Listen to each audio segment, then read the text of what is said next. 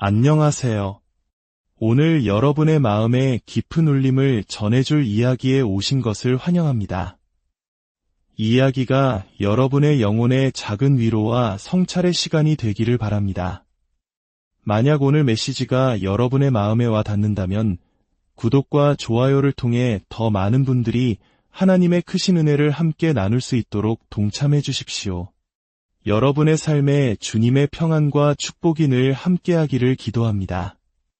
어느 날 아침의 이야기로 시작해볼까 합니다. 유난히 몸이 무겁고 마음이 지쳐있던 아침이었습니다. 저는 캠퍼스로 향하는 길에 발걸음이 천근만근이었죠. 이 피로를 쫓아내려면 진한 커피 한 잔이 절실하다는 생각이 들었습니다. 그래서 길모퉁이에 있는 작은 가게로 향했습니다. 따뜻한 모카 커피 한 잔을 주문하고 기다리고 있을 때였습니다. 한 낯선 어르신께서 제게 다가와 인사를 건네셨습니다. 오늘 하루는 좀 어떠신가요? 그저 유례적인 인사가 아니었습니다. 그분의 눈빛에는 제 안부를 진심으로 궁금해하는 따뜻함이 담겨 있었습니다. 잠시나마 저라는 한 사람에게 온전히 집중해 주시는 그 마음이 느껴졌습니다. 어르신은 세상에서 가장 환한 미소를 제게 보여주셨습니다. 제가 뜨거운 커피를 들고 가게를 나설 때 그분은 다시 한번 말씀하셨습니다. 정말 좋은 하루 보내시길 바라요. 그 낯선 분과의 그 짧은 몇 초, 진심으로 저를 바라봐주고 제 삶에 관심을 보여준 그 순간이 제 아침을 완전히 바꾸어 놓았습니다. 거짓말처럼 피곤함이 사라지고 새로운 에너지가 솟아났습니다. 그저 스쳐 지나갈 수도 있었던 한 사람에게서 받은 그 존중과 관심이 제 마음을 얼마나 영광스럽게 했는지 모릅니다. 이 작은 경험을 나누는 이유는 이처럼 사소해 보이는 친절과 관심이 누군가의 하루를, 나아가 그 사람의 세상을 바꿀 수 있기 때문입니다. 우리가 건네는 따뜻한 말 한마디, 진심 어린 눈빛 하나가 다른 사람의 삶에 생명을 불어넣는 놀라운 힘이 될 수 있습니다. 이 작은 친절이 우리 모두에게 흘러넘쳐 서로의 삶을 밝히는 등불이 되기를 소망합니다. 이 작은 친절이 한 사람의 아침을 바꾼 것처럼 하나님과의 깊고 인격적인 만남은 우리의 인생 전체를 바꿀 수 있습니다. 오늘 우리가 함께 묵상할 메시지는 바로 이것에 관한 것입니다. 잠시 저와 함께 기도하며 하나님의 임재 앞으로 나아가시겠습니까? 거룩하신 만군의 주 하나님, 어제도 계셨고 오늘도 계시며 장차 오시리여. 당신은 영원부터 영원까지 존재하시나이다. 저희는 이 땅에서 잠깐 살아가는 유한한 존재일 뿐입니다. 하늘이 땅보다 높음 같이 당신의 생각은 저희의 생각보다 높으시나이다. 하나님, 저희가 당신께 드릴 수 있는 것은 아무것도 없습니다. 저희가 가진 모든 것이 당신께서 먼저 주신 것이기 때문입니다. 그런 저희가 당신의 존전에 나아갈 수 있다는 것이 얼마나 큰 영광인지요. 이 모든 것은 오직 우리 주 예수 그리스도의 은혜 덕분입니다. 주님, 지금 이 순간 우리가 당신께 말씀드릴 수 있음을 감사드립니다. 하나님, 우리의 영적인 눈을 열어주시옵소서. 지금 우리가 당신께 기도하고 있다는 이 사실이 얼마나 경이롭고 놀라운 일인지 깨닫게 하옵소서. 우리 중 어떤 이들은 이 기도의 특권을 너무나 당연하게 여깁니다. 마치 우리가 말하면 당신께서 듣는 것이 당연한 일인 것처럼 생각합니다. 하나님, 이 기도가 얼마나 충격적이고 얼마나 불가능에 가까운 기적인지 우리의 눈을 열어보게 하소서. 주님, 간절히 기도하오니 지금 초자연적인 능력으로 저를 채워주시옵소서. 제가 이 자리에서 당신께서 전하라고 하신 말씀을 조금도 두려워하지 않고 모두 선포하게 하옵소서. 설령 이 말을 듣고 모든 사람이 저를 미워하게 될지라도 저는 상관하지 않겠습니다. 오직 당신을 더 알기 원하며 당신께서 원하시는 말씀을 전하기 원합니다. 당신만을 기쁘시게 하는 종이 되기를 소망합니다. 만일 이것이 제가 이 땅에서 전하는 마지막 메시지라면 이 메시지가 온전히 당신께 영광 돌리는 말이 되게 하옵소서. 그리고 하나님, 제가 전하는 모든 말이 이 말씀을 듣는 당신의 자녀들을 향한 깊은 사랑에서 비롯되게 하옵소서. 제 이름이나 다른 어떤 이의 이름이 아닌 오직 예수 그리스도의 이름만이 위대해지게 하옵소서. 성령이여, 이 시간을 친히 인도하여 주시옵소서. 이 시간이 그저 공허한 말의 나열로 끝나지 않게 하옵소서. 하나님, 제발 어떤 대가를 치르더라도 이 공간에 임재하여 우리를 만나 주시옵소서. 우리를 깨워 당신의 거룩하심을 보게 하옵소서. 당신의 영광, 당신의 사랑, 당신의 자비를 알게 하옵소서. 우리 주 예수 그리스도의 이름으로 기도합니다. 아멘. 사실 오늘 아침 저는 제 인생에서 가장 놀라운 아침 중 하나를 경험했습니다. 아마 여러분들이 등교하던 시간과 비슷한 새벽 4시 45분쯤이었을 겁니다. 그런데 이상하게도 정신이 무척이나 맑았습니다. 피곤함 대신 하나님의 임재 안으로 들어가는 것에 대한 흥분과 기도로 가득 차 있었죠. 저는 잠에서 깨자마자 기도하기 시작했습니다. 그 순간 하나님께서는 제가 어린 아이였을 때부터 지금까지의 모든 순간들을 파노라마처럼 보여주셨습니다. 심지어 제가 태어날 때 저를 낳으시다가 돌아가신 어머니의 죽음까지도 기억나게 하셨습니다. 저는 홍콩의 한 불교 사원에서 어린 시절을 보냈습니다. 그런데 하나님께서는 바로 그곳에서 저를 만나주셨고 저는 그곳에서부터 하나님을 찾기 시작했습니다. 제 삶에 일어났던 불가능해 보였던 수많은 기적들이 눈앞을 스쳐 지나갔습니다. 마치 작은 방 안에 오직 하나님과 저 단 둘만 있는 것 같았습니다. 지난 2시간이 어떻게 흘러갔는지도 모를 만큼 저는 그저 감격에 젖어 모든 것에 대해 감사하고 또 감사했습니다.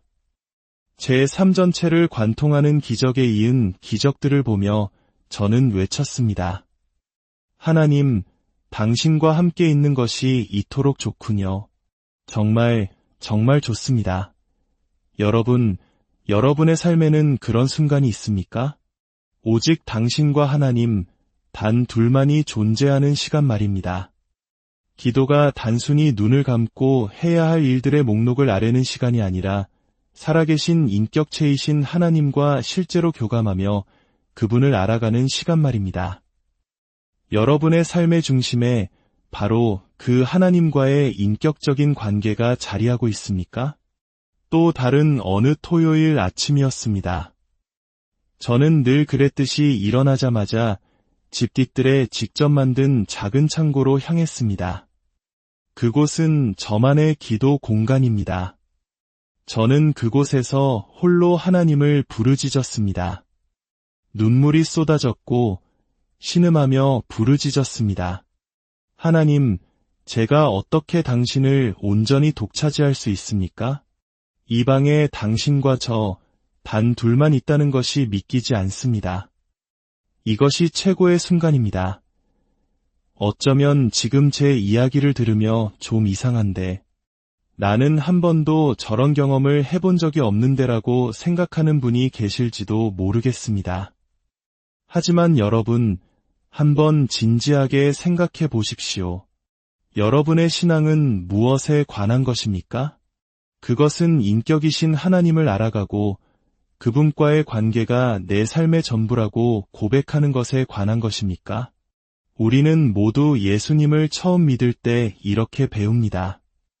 기독교는 종교가 아니라 관계입니다. 하지만 그 이후에 우리가 교회에서 배우는 많은 것들은 때로 이 말과 모순되는 것처럼 보입니다.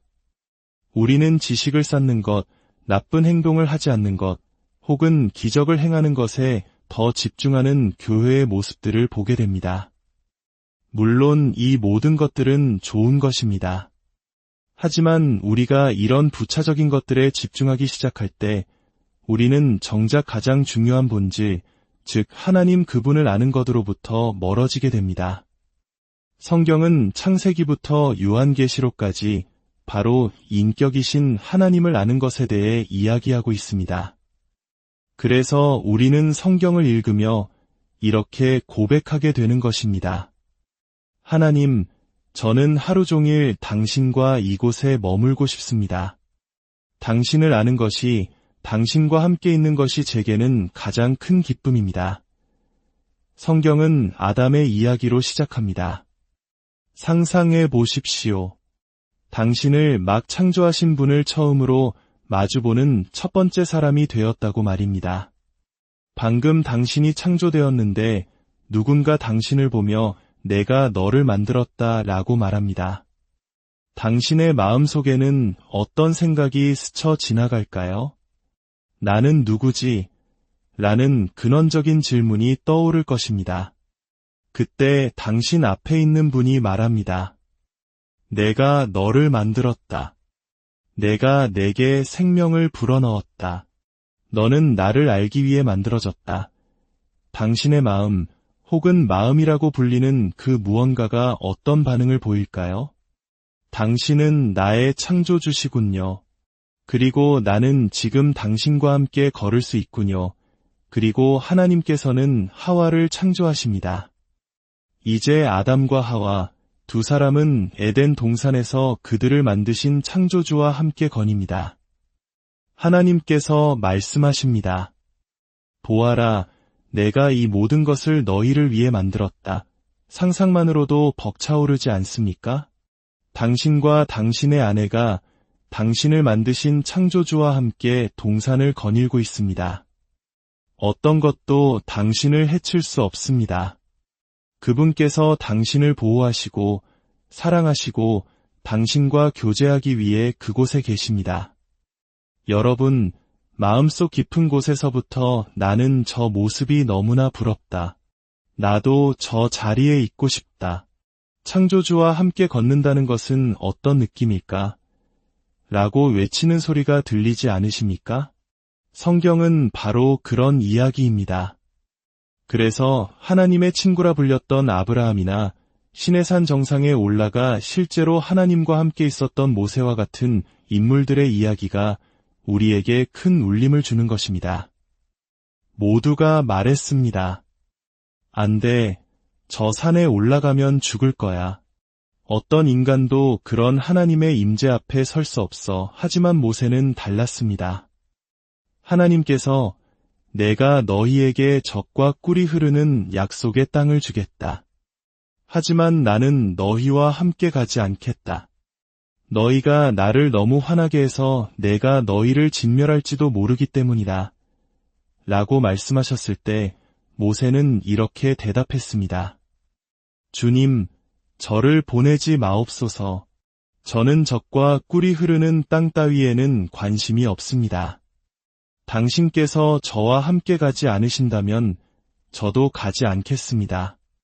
제가 원하는 것은 당신의 임재입니다. 저는 인격이신 당신, 하나님을 원합니다. 당신께서 그곳에 함께 계셔야만 합니다. 다윗을 보십시오. 그는 마치 중독자와 같은 언어로 하나님을 향한 갈망을 표현합니다. 여러분 주위에도 중독으로 고통받는 사람들이 있을 것입니다. 그들은 때로 가족을 잃을 각오까지 하면서 오직 하나의 약물만을 갈망합니다. 어떻게 그 하나를 위해 모든 것을 포기할 수 있는지 이해하기 어렵지만 중독은 그들을 완전히 지배해버립니다. 저는 다윗의 시편에서 바로 그런 언어를 봅니다. 그는 내가 물 없는 마르고 황폐한 땅에 있나이다.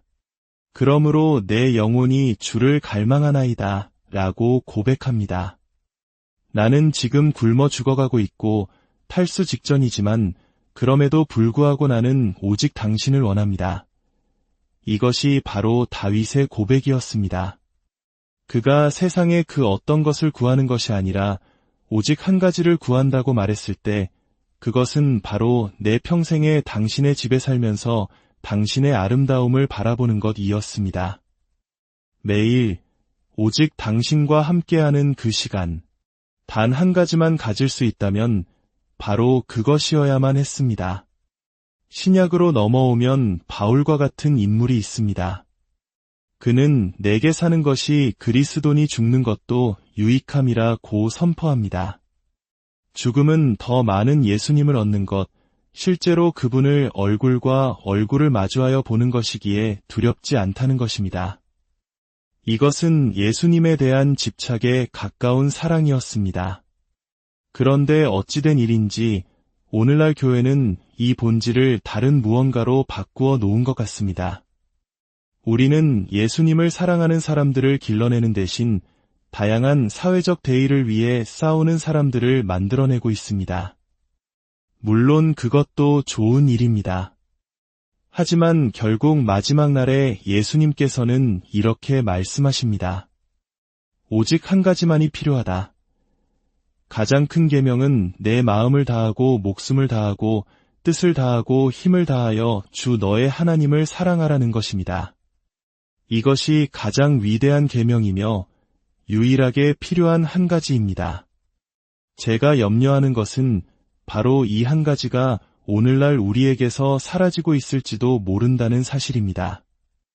여러분은 수많은 일을 해내는 훌륭한 활동가가 될 수 있습니다. 하지만 마태복음 7장에서 예수님은 주여, 주여, 우리가 주의 이름으로 이런저런 일을 하지 아니하였나이까 라고 말하는 사람들이 있을 것이라고 경고하십니다. 그때 하나님께서는 내가 너희를 도무지 알지 못하니 내게서 떠나가라고 말씀하실 것입니다. 여러분은 그분을 아십니까? 그분과의 관계를 진정으로 즐기고 있습니까? 사탄은 여러분을 디스트랙션, 즉 주의를 흐트러뜨리기 위해 할 수 있는 모든 것을 할 것입니다. 가장 중요한 것을 소홀히 하도록 여러분을 좋은 일들로 바쁘게 만들 것입니다. 온갖 종류의 함정에 빠뜨릴 것입니다. 왜냐하면 사탄은 우리가 하나님과 교제하는 것을 원하지 않기 때문입니다. 시편 73편의 기자는 이렇게 고백합니다. 하나님은 참으로 이스라엘에게 마음이 정결한 자에게 선을 행하시나 나는 거의 넘어질 뻔하였고 나의 걸음이 미끄러질 뻔하였으니 이는 내가 악인의 형통함을 보고 오만한 자를 질투하였음이로다. 그는 말합니다. 하나님, 저는 당신이 선하시다는 것을 압니다. 저는 당신을 사랑합니다. 하지만 저는 거의 모든 것을 망칠 뻔했습니다. 제 인생 전체를 내던져 버릴 뻔했습니다. 왜냐하면 제가 다른 사람을 바라보았기 때문입니다. 그들의 삶을 보며 악한 것을 부러워하기 시작했습니다. 이런 일은 여러분의 삶에도 일어날 것입니다. 바로 며칠 전 월요일 밤 사탄이 제 마음을 사로잡았던 것처럼 말입니다. 최근 몇 달은 제 인생 최고의 시간이었습니다. 매일 아침 하나님과의 깊은 교제를 나누었고 영적으로 충만했습니다. 몇 달 전 저는 50세 생일을 맞았습니다. 저는 친구들에게 파티를 원하지 않는다고 말했습니다. 대신 한 가지를 부탁했습니다. 내 생일날 나를 위해 금식하며 기도해 줄 수 있겠니? 저는 제 인생의 다음 단계를 위해 4가지를 기도해 달라고 부탁했습니다. 첫째, 하나님을 더 깊이 알게 해달라고. 둘째, 죄를 완전히 혐오하게 해달라고. 셋째, 사람들의 시선을 두려워하지 않고 담대하게 하나님의 말씀을 전하게 해달라고. 넷째, 저를 향한 하나님의 음성을 분명히 듣고 그분의 인도하심을 따르게 해달라고 말입니다. 제 생일날 밤 교회 성도들이 모여 저를 위해 안수하며 기도해 주었습니다. 그리고 그들은 제게 달력을 선물했습니다. 그 달력에는 매일 저를 위해 금식하며 기도해주는 성도들의 이름이 적혀 있었습니다. 지금 이 순간에도 누군가가 저를 위해 금식하며 기도하고 있습니다. 제 마음은 불타는 것 같았습니다. 그런데 월요일 밤, 제 마음은 통제 불능 상태에 빠졌습니다. 사소한 문제로 이웃과 갈등이 생겼고 그 일로 며칠 밤낮을 괴로워했습니다. 제 마음속에서 분노가 들끓어올랐고 심지어 그 사람을 해치는 끔찍한 상상까지 하게 되었습니다. 저는 그 순간 제가 얼마나 연약한 존재인지 사탄의 유혹이 얼마나 교묘하게 파고드는지를 깨달았습니다. 시편 73편의 기자가 고백했던 것처럼 저 역시 거에 미끄러질 뻔했습니다. 하지만 시편 기자는 이렇게 말을 잇습니다. 내가 어찌하여 이를 알려 하여도 그것이 내게 심한 고통이 되었더니 하나님의 성소에 들어갈 때에야 그들의 종말을 내가 깨달았나이다. 그는 거의 모든 것을 망칠 뻔했지만 다시 하나님의 임재 안으로 그분의 성소로 돌아갔을 때 모든 것을 깨달았습니다. 그 어리석은 분노와 질투가 얼마나 헛된 것인지를 말입니다. 그는 이렇게 고백합니다. 내가 이같이 우매무지함으로 주 앞에 짐승이오나 내가 항상 주와 함께하니 주께서 내 오른손을 붙드셨나이다. 주의 교훈으로 나를 인도하시고 후에는 영광으로 나를 영접하시리니 하늘에서는 주 외에 누가 내게 있으리요 땅에서는 주밖에 내가 사모할이 없나이다. 내 육체와 마음은 쇠약하나 하나님은 내 마음의 반석이시요 영원한 분기시시라. 그는 다시 평온을 되찾고 고백합니다. 하나님, 제가 거의 넘어질 뻔했습니다. 하지만 이제 다시 깨닫습니다. 하늘에서도 땅에서도 제가 원하는 것은 오직 당신뿐입니다. 제 질문은 이것입니다. 여러분에게는 하나님 한 분만으로 충분합니까? 그분과의 시간을 진정으로 즐기고 있습니까? 저는 우리가 다음 세대를 너무나 많은 다른 것들에 의존하도록 만들지는 않았는지 염려됩니다. 예를 들어 오늘 밤 이곳에 유명한 찬양팀이나 세계적인 설교자가 온다고 하면 이 자리는 가득 찼을 것입니다. 하지만 만약 누군가가 우리는 그냥 모여서 기도하고 성경 2장을 읽을 것입니다. 그리고 빵과 포도주를 나누며 우리를 위해 고난 받으신 예수님을 기억할 것입니다. 그것이 전부입니다 라고 말한다면 얼마나 많은 사람들이 모일까요? 얼마나 많은 사람들이 오직 하나님의 임재 안에 있다는 사실 하나만으로 감격하며 아침에 눈을 뜹니까? 우리가 예배를 드리기 위해 이 모든 다른 것들을 필요로 하게 되는 순간 그것은 잘못된 것이 아닐까요?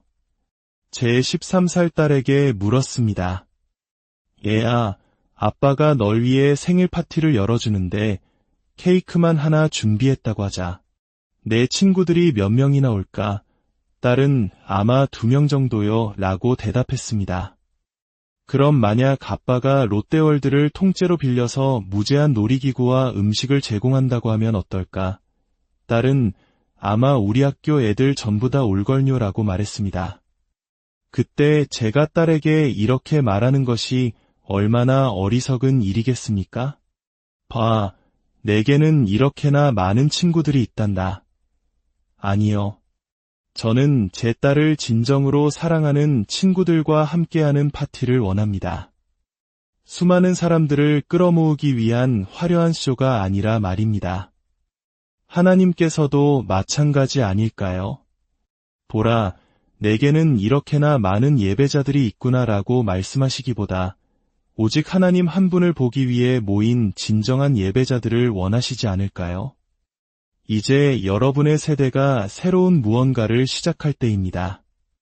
사람들이 다시 이 성경책 자체를 경외하게 되는 운동 말입니다. 누가 성경을 읽느냐는 중요하지 않습니다. 예배가 끝나고 오늘 찬양은 별로였어 라고 말하는 것이 얼마나 이상한 일인지 깨닫는 세대 말입니다. 여러분, 그 말이 얼마나 이상한지 생각해 본 적 있습니까? 예배는 단 한 번도 우리를 위한 것이었던 적이 없습니다. 지금 이 순간에도 하늘 보좌 주위에서 내 생물은 밤낮 쉬지 않고 외치고 있습니다. 거룩하라, 거룩하라, 거룩하라. 주 하나님 곧 전능하신 이여. 전에도 계셨고 이제도 계시고 장차 오실 이시라. 그들 중 하나가 오늘 예배는 좀 별로였던 것 같아 라고 말하는 날이 있을까요? 우리의 생각이 얼마나 왜곡되었는지 모릅니다. 우리는 다시 단순함으로 돌아가야 합니다. 단순한 성경 말씀, 단순한 성찬으로 말입니다. 기숙사방에서, 가정에서 함께 모여 형제자매들과 하나님의 임재 안에 들어가는 것을 기뻐해야 합니다. 우리가 그분께 말할 수 있다니 믿을 수 없어. 누군가 그분의 말씀을 읽어줄 것이고 우리는 그 말씀 앞에서 떨게 될 거야. 우리를 위해 찢기신 그분의 몸을 기억하며 빵을 뗄 거야. 이것만으로도 놀라워 라고 외쳐야 합니다. 저는 여러분이 바로 그런 세대가 되기를 기도합니다. 아침에 눈을 뜨고 하나님과 단둘이 있는 시간을 간절히 기다리는 사람들, 그리고 하나님, 당신 한 분만으로 충분합니다. 라고 고백하는 사람들, 그리고 우리가 다시 모일 때 화려한 조명이나 유명한 인도자가 아니라 오직 하나님의 말씀과 성찬만으로도 충분한 그런 새로운 모임을 만들어가는 세대가 되기를 기도합니다. 하나님 아버지, 오늘 선포된 말씀이 듣는 모든 이들의 마음속에 성령의 능력으로 불타오르게 하여 주시옵소서. 예수님의 이름으로 기도합니다. 아멘. 오늘의 이야기가 여러분 각자의 삶 속에서 살아계신 하나님을 더욱 깊이 만나는 계기가 되기를 소망합니다. 주님의